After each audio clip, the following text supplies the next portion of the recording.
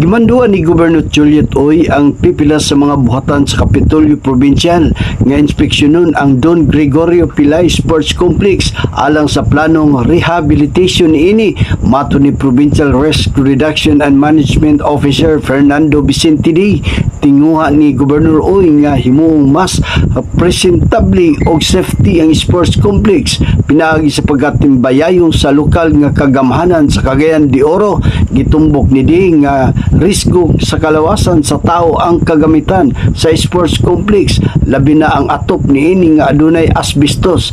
Mato niya nga karaan na ang mga kagamitan niini o gikinahanglan na nga uhon aron malikay ang katawhan sa mga disgrasya.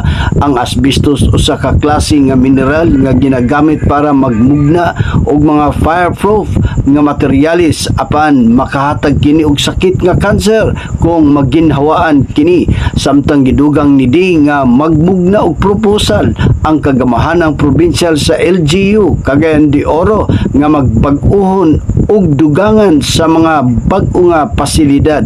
Nangulo ang Provincial Risk Reduction and Management Office kon PDRRMO o Provincial Engineering Office kon PEO sa inspeksyon niadtong Pebrero 5, 2025. Gilauman sa mga opisyalis sa kagamahanang provincial ang coordination sa LGU Cagayan de Oro aron masugdan kini sa daling panahon. Usa kini sa mga lakang ni Gobernador Juliet Oy nga mahatagan og pagtagad ang kalawasan sa katawhan aron malikay sila sa mga balatian.